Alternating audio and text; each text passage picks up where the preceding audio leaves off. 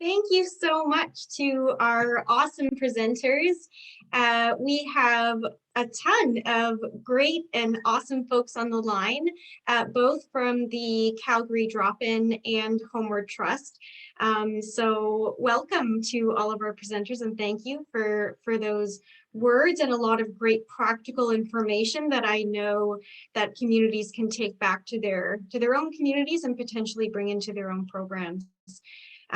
We did have a couple of questions come in through the chat, and so I am just going to read those out, and it is a free-for-all for our presenters. So, if you have an answer, please feel free to speak up, unmute. They are not specific to one or the other presentation. So the first question that we have is from Sharita, and she asks, what screening tool did you use for acuity?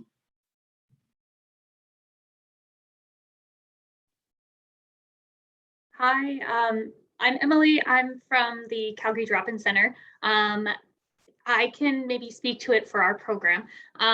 With the Calgary Drop-In Center, we've been really fortunate over the last couple years to have a pretty extensive shift towards being really data focused. So we have a really good internal database that brings in, some of the basic statistics, but also really highlights staff collateral and frontline experience working with everyone at the shelter.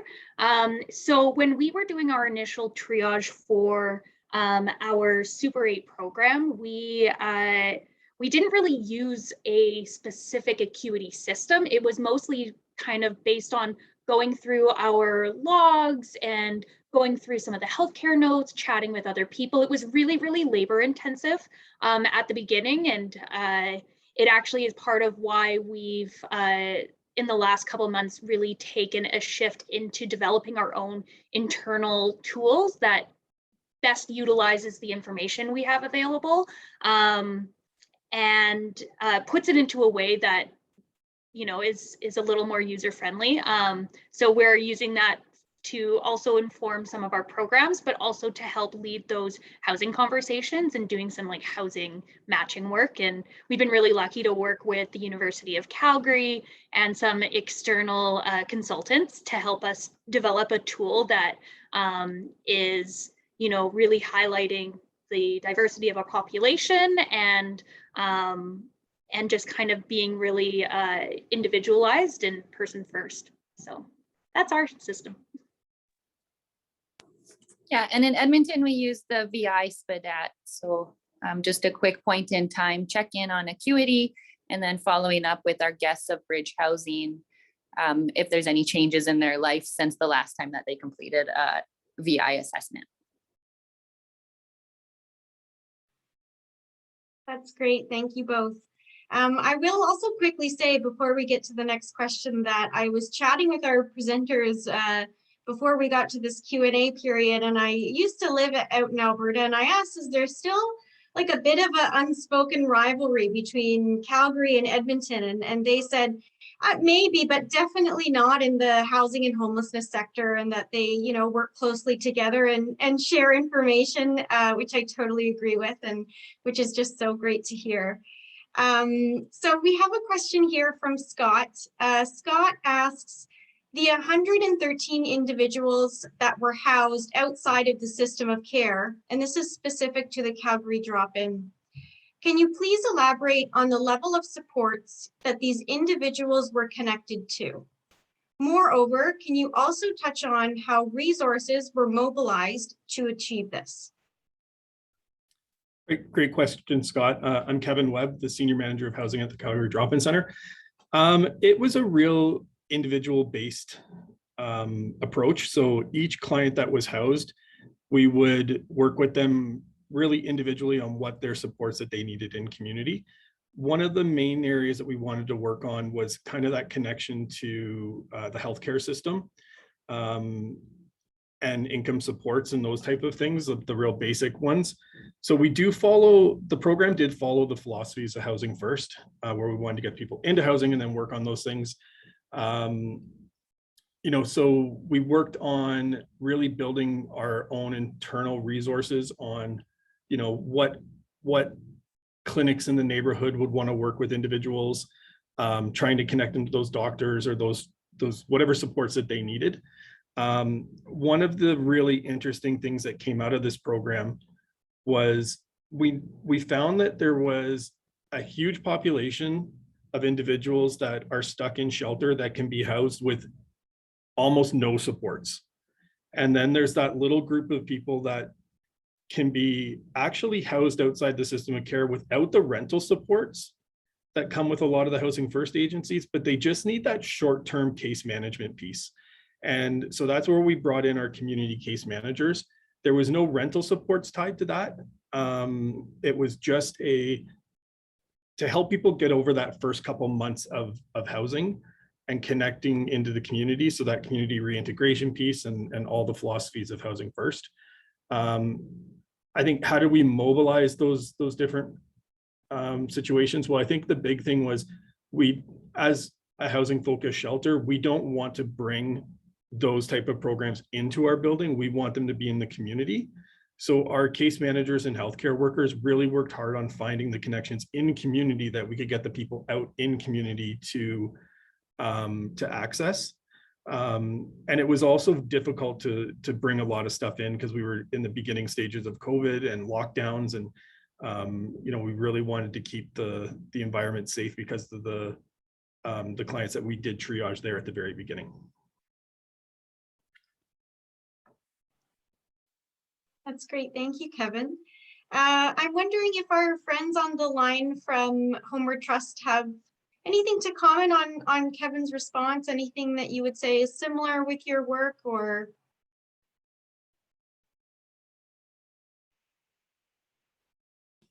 I think there's definitely been like observable, like a significant amount of people who too like don't need intensive amounts of support in order to get housed. That's also something we've seen in Bridge Housing, where like Ashley said in her presentation, they really just need like a safe place to stay, to get connected with their basic needs, and even just like an alarm clock so that they can go to appointments and get up in time and everything, and get sort of like stabilized a little bit, and then get housed and stay housed without needing intensive amounts of supports. That's great. Thank you, Katie. John asked if we can get a copy of this slide deck. Yes, John, and for all the other friends on the line, you will be able to log into this platform for up to 3 months, I believe, after today. Using the same login that you used, and you can view any of the presentations that you've watched before or any other ones that you might have missed that you really wanted to attend. So you will still have access to these presentations afterwards. So the next question that I have here is, do you think this program could be successful for youth experiencing homelessness? So maybe just your thoughts around switching a target population. If youth was the target population, what could be some successes from the program, or how would you tailor the program? Any thoughts around that piece?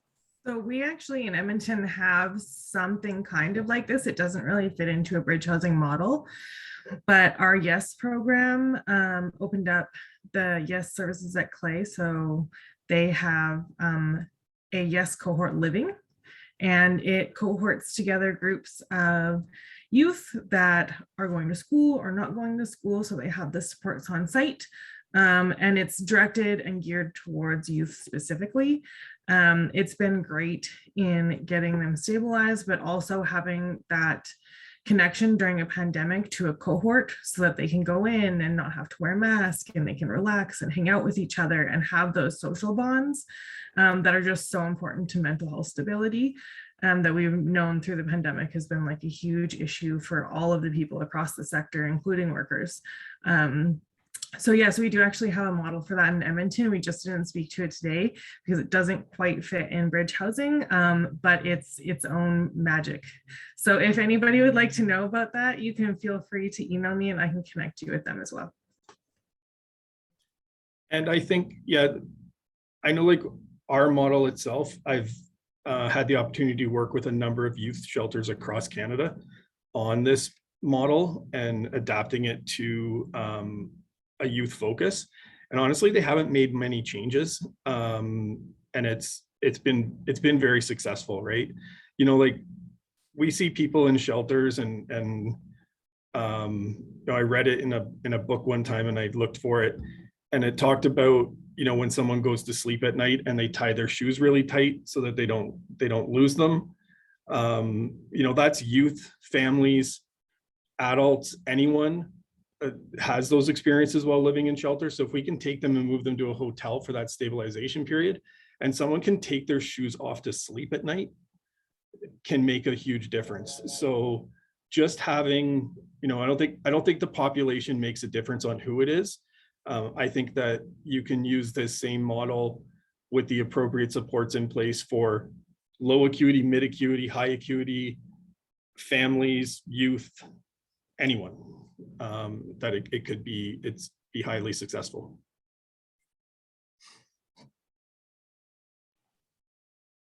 I also just quickly add to like something that, just to elaborate on that too, and I think it's in bridge models and transitional housing models, is they're very centered on like respecting the dignity of the individuals that are accessing these programs, right? Through the pandemic, we've seen we've seen what shelters look like. We've seen what some of these emergency response systems look like, and what's been really cool through the pandemic is seeing these creative solutions that really align with our visions and our values, and wanting to provide individualized space, and you know, just respecting that these are people, and respecting their journey and respecting their goals. And so it really is something that's so transferable to any population. It's just about kind of having the resources and the partnerships in place to make it happen. And really, yeah, it could work with any population, because everyone, like, housing is a right. So let's do what we can to make that happen. I've heard, you know, this very important phrase, very important thing, that housing is a human right, several times throughout our conference, and every time, like, there is a loud voice inside my head that's just like, yes, but I didn't scream that out loud at the time. But that's really great. Thank you, Emily. So I want to ask, this question is specific to Ashley. Ashley, you mentioned that 1,313 people accessed bridge housing. How many were housed? This question is from Tina. Hey, so yeah, we so over the 1,313 guests that we've seen, 435 of them have been housed. Also keeping in mind that over 300 of them are still residing in bridge housing. For the actual breakdown, I'll give it to you. 363 of those were housings, 90 of them were rehousings. So making sure that people didn't fall back into homelessness. If they lost their housing, we could transition them back into bridge housing while we waited to rehouse them.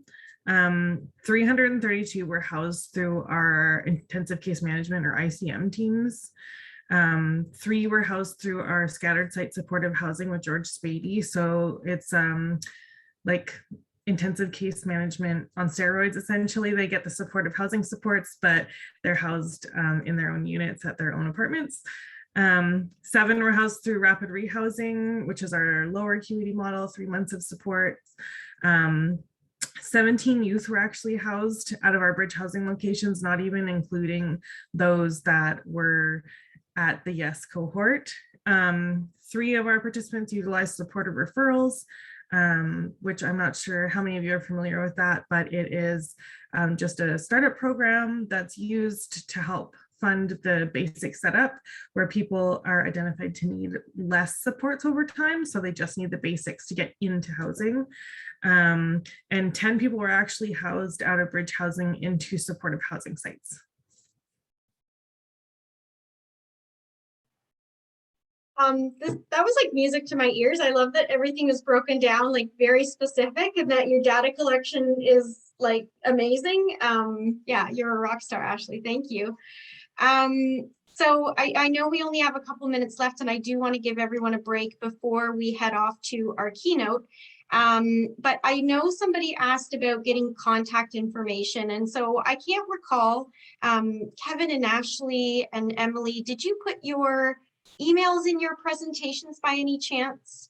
Okay, great. So for Tim, once you kind of log off for the day, you can come back into this platform, go back to their presentations, and you'll be able to grab their emails from their slide decks. So which question should I choose?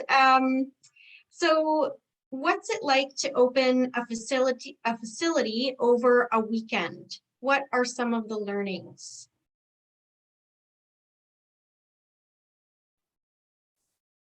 I know that Emily is smiling right now because every time we open one of these programs, it happened to be right when I was going on vacation. So I'm going to just pass this one off to Emily.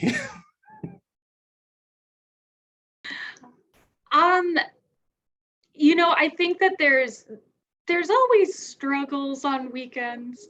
Definitely when you are trying to have a like community integrated model.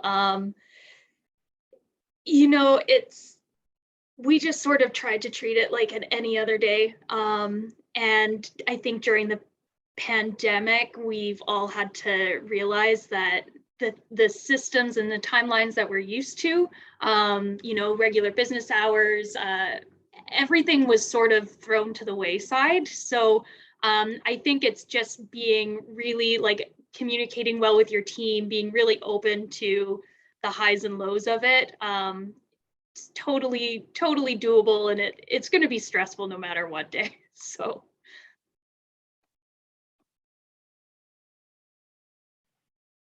That's great. Thank you so much. Is there any final thoughts from our presenters today? Anything that you really want to leave the folks on the line with before I kind of give instructions for next steps? It's okay if not, you've said a lot of amazing, great things in your presentations already. Just wanted to give you a chance. I just really wanted to take a minute and thank everybody that's come to see this presentation today. All the people that have worked with community members, both frontline and other staff that are really working to make stuff like this possible. We couldn't do it without you. So thank you so much for being with us today and doing everything you do. I'm seeing ditto from Kevin and Emily too as well.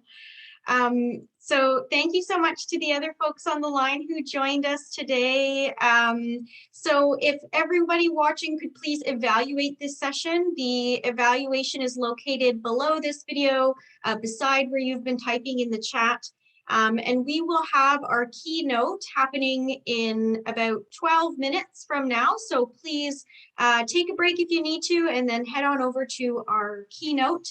And we'll see you there. So thanks so much for joining us, and thanks again to the presenters.